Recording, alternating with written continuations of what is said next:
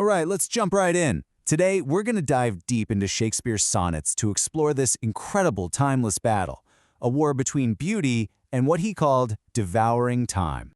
So you've got to understand, the main fight in these poems, it's not between two lovers or rivals. Nope.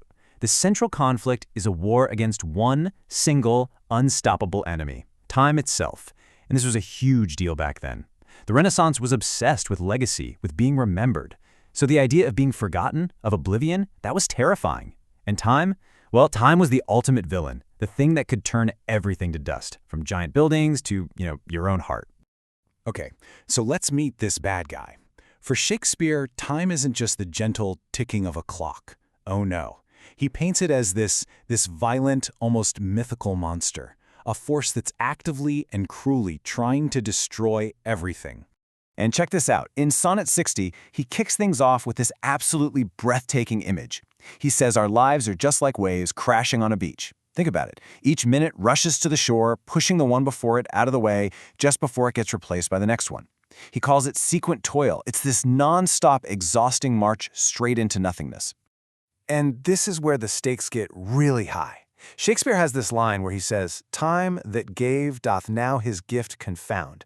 And confound here means to utterly destroy. So just wrap your head around that for a second. The very thing that gives us life and youth, it turns right around and just obliterates its own creation. It's like the ultimate cosmic betrayal, right? So, you might be asking, where's the proof? What's the evidence for all this destruction? Well, Shakespeare basically tells us, just look around. Look at the ruins of our own civilization. He's looking at the greatest things humanity can build. These giant towers, statues made of what was supposed to be eternal brass, and he sees them all just worn down, smashed, razed. He calls it the wrackful siege of battering days. I mean, what an image. It's like every single day is a battering ram, just pounding away at everything we try to make permanent. And this next image would have hit his audience hard. I'm talking about the bare, ruined choirs. See, all across England at the time, there were these fresh ruins of monasteries that had been torn down. So when people read this, they weren't just imagining it. They could see it.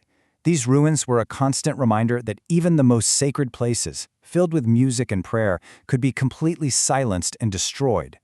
But okay, this destruction isn't just about big buildings out in the world. It gets way more personal. It's an inside job.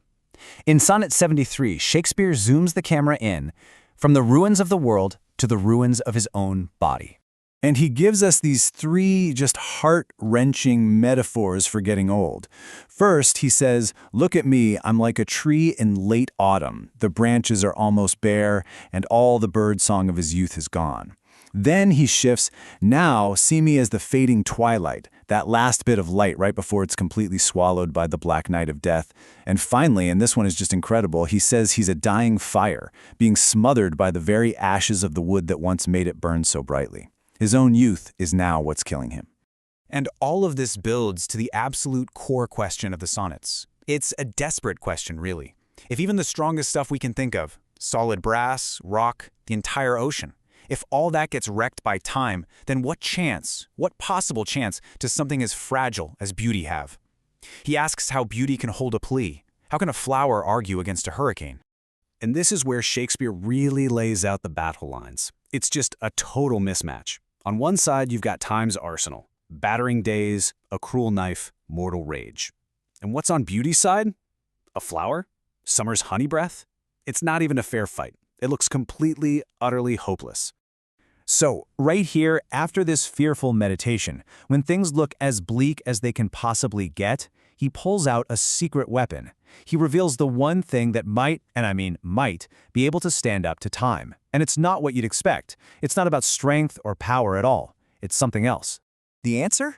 Black ink. Yeah, that's it. Just ink on a page.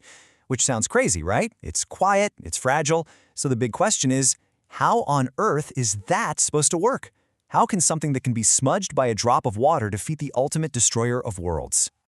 Well, Shakespeare doesn't even try to explain it logically. He flat out calls it a miracle. He knows it doesn't make sense by normal rules. The claim is simply this, that somehow, through the very humble, very fragile act of writing something down, beauty can be captured. Its light can be trapped in that black ink, and it can still shine bright forever. Okay, so let's unpack how this miracle is supposed to work.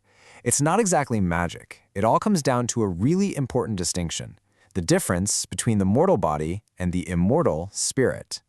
In Sonnet 74, he basically lays it all out. He says, look, when death comes to arrest me, it can only take my body. And he's pretty dismissive of the body, calling it worthless, the dregs of life, prey of worms. But the spirit, the real me, the better part of me, that's a different story. That part has been dedicated to his beloved, and it's been safely stored right here in the poem itself. And he ends that sonnet with this kind of cool little riddle, and he's basically pointing right at the words on the page. He's saying, my body might be gone, but you're holding the container, the poem. And the real value of this thing you're holding is what's inside it. And what's inside it is this, the poem itself, and this with thee remains. It's brilliant. Which really brings this whole thing full circle and turns that desperate question back on all of us. In his war against time, Shakespeare bet everything he had on his words. So the question for you is, what about your life? What piece of your spirit or your love is going to outlast the grave? What will you leave behind?